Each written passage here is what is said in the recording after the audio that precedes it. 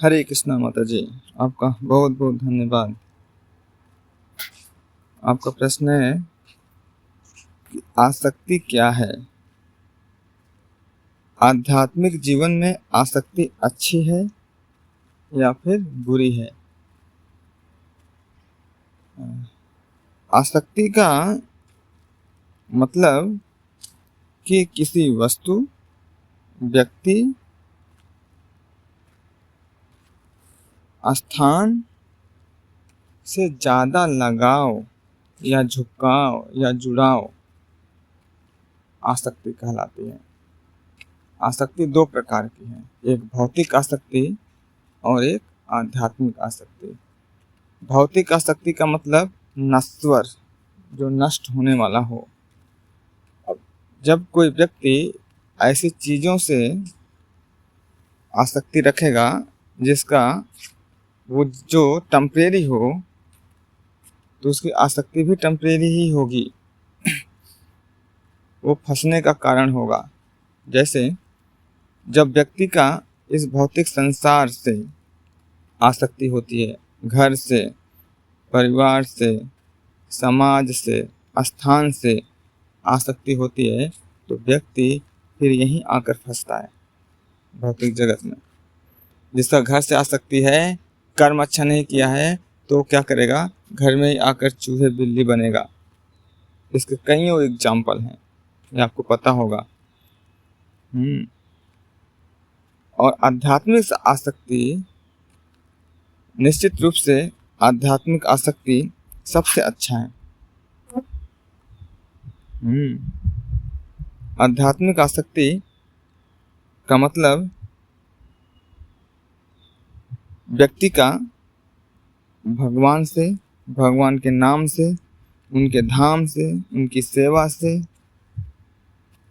शुद्ध भक्तों से, गुरु से, ये जो आसक्ति है वो क्या करता है कि हमें इस भौतिक जगत से बाहर निकाल देता है, क्योंकि सारा खेल चेतना का है।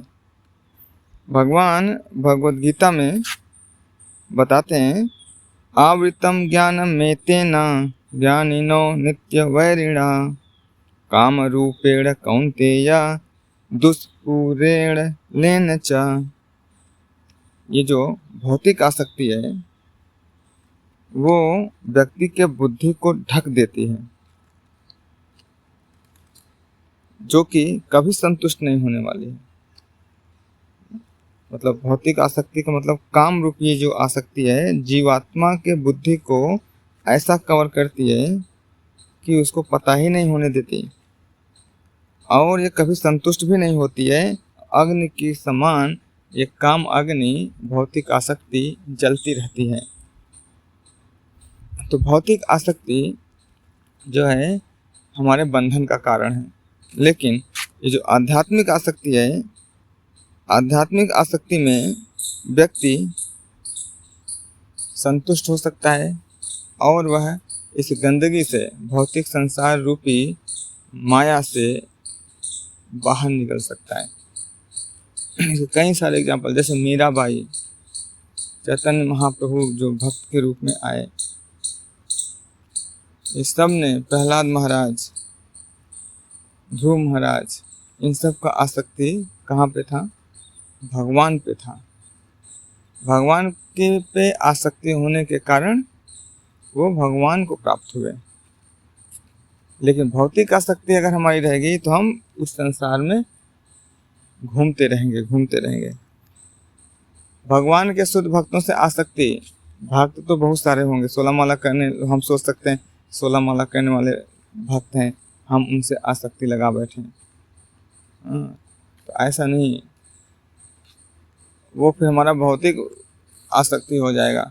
अगर हमारा उनसे इंद्रिय तृप्ति करने की डिजायर है, हम ये सोच सकते हैं 16 माला का जप कर रहे हैं, अच्छे भी लगते हैं, हम उनसे बातें करेंगे, मिलेंगे, ये कर लेंगे, वो कर लेंगे। ये फिर ये कहने को है भक्त आध्यात्मिक है, लेकिन चर्चा क्या हो रहा है, सारा भौतिक इंद्रिय तृप्ति। क्या खाए, क्या पिए, कैसे रह रहे हो, फ़ोन पे लगे पड़े हैं। तो ऐसा भक्त से आसक्ति नहीं है।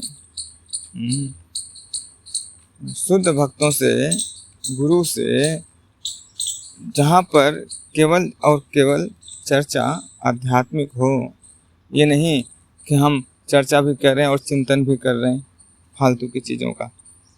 नहीं, ये माया बड़ी तगड़ी है। माया इतनी तगड़ी है कि हमारे आध्यात्मिक कार्य को भी ये भौतिक में बदल देता है। देखने के तो रहेगा आध्यात्मिक आध्यात्मिक, कृष्णा कॉन्शियसनेस है, कृष्णा कॉन्शियसनेस है, लेकिन वो क्या बना देती है हमारा माइंड, उसको भौतिक कॉन्शियसनेस बना देता है। इसलिए यहाँ पर भगवान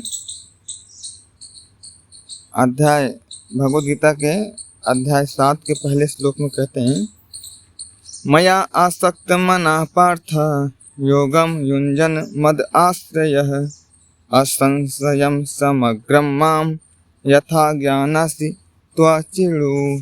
हे पितापुत्र, आप सुनो कि किस प्रकार मुझ में पूर्ण चेतना रखते हुए, मेरे में आसक्ति रखते हुए, मेरे में मन लगाकर योगाभ्यास करके तुम मुझे पूर्ण रूप से जान सकते हो, इसमें कोई संदेह नहीं है। तो भगवान खुद कह रहे हैं मेरे में आसक्ति लगाओ। ये जो आसक्ति है भगवान के प्रति, ये आसक्ति हमें इस भौतिक संसार से बाहर निकाल करके लेके जाएगी, और आध्यात्मिक आसक्ति ही सबसे अच्छा है। हमें आसक्ति लगानी है, आसक्ति ख़त्म नहीं करनी। हमें क्या करना है कि अपनी भौतिक आसक्ति को बदलकर आध्यात्मिक आसक्ति में लाना है, बस, और कुछ नहीं। पहले हम पनीर से आसक्त होते थे, अभी भी पनीर से आसक्त रहो, कोई बात नहीं, लेकिन उसको भगवान को भोग लगा के खाना है। भैया हमें भगवान को भोग लगाना है। अभी भी हमें सुनना है, सुनने से आसक्ति रखनी है, लेकिन अभी हम पहले उटपटांग सुनते थे, लेकिन अब कृष्ण कथा सुनेंगे। पहले हम गानों से आसक्ति थी, गाना सुनते थे, लेकिन अब हमें कीर्तन और भजन से आसक्ति है। हमें आसक्ति तो रखनी है, आसक्ति जरूर नहीं रखनी है, लेकिन आसक्ति को बदलना है। जैसे शिला प्रभुपाद जी के इतने डिसाइपल, उन्होंने क्या किया, शिला प्रभुपाद जी से आसक्ति रखा। आज भी वो आसक्ति, शिला प्रभुपाद जी का इंस्ट्रक्शन पर आसक्ति, वो जो शिला प्रभुपाद जी के आदेश दिए थे उस पर जो आसक्ति उन्होंने लगा के रखा है, वही आसक्ति आज तक उनको जीवित किए हुए हैं। शिला प्रभुपाद जी के ऐसे ऐसे शिष्य हैं जो कि 1 या 2 बार ही अपने जीवन में मिले होंगे, लेकिन वो आज भी शिला प्रभुपाद जी का उस 1-2 बार मिलने में जो इंस्ट्रक्शन थे, जो आदेश थे, उसको लेके आज पूरा जीवन जी रहे हैं। इस प्रकार से निश्चित रूप से आसक्ति बहुत अच्छी चीज़ है, लेकिन हमें उस आसक्ति को भौतिक से बदलकर आध्यात्मिकता की तरफ लाना है, और आध्यात्मिकता की आसक्ति ही सबसे अच्छी आसक्ति है, और ये हमें इस जन्म मृत्यु जरा व्याधि के चक्कर से बाहर लेके जाएगी। जगत गुरु शिला प्रभुपाद की जय।